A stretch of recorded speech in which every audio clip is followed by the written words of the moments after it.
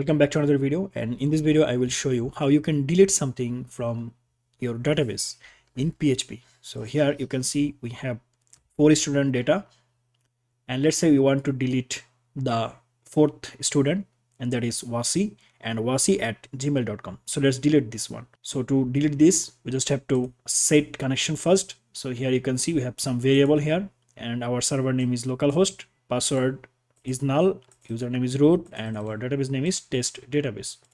So here is the name test database. So now we want to actually create a connection first. So for this we will create a variable here, and we will say new MySQL, and we will pass all the variable here to start the connection. And let's say $user, comma, $pass, comma, $db name. So now connection is actually done. Now we have to set the query. So we have to set a variable here, query, and for the deletion we have to write here delete from, and we have to mention the table name. So go to the browser and see what is the table name. Here you can see student, so we will say here student, and then we have to set where id is equal to, so id is equal to 4, right? Okay, so we have to write here 4.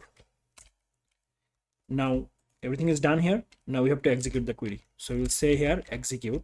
So let's create a variable that is called execute, and we will execute the query here, and we'll say execute MySQL query, and we'll pass 2 parameter, right? One for the connection, so that is con, and another one is our query. So this is the query. And then if execution is done, let's say we want to add if condition here.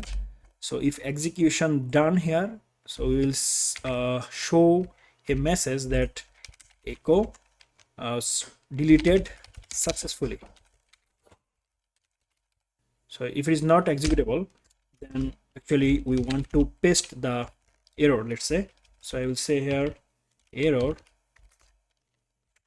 and we will paste the error. So $con error. And now let's close the connection also. So for the connection closing, we just have to say here con, and we want to close it, so we will use close function here. Okay, so we have done. Now let's go to the browser, and we will search here localhost / test php, right? Okay, so here let's say I want to delete this 4th row, right? Here you can see we have set the id 4. So let's check if it is work or not. So we'll click on this file delete php, and here you can see deleted successfully. So let's check now.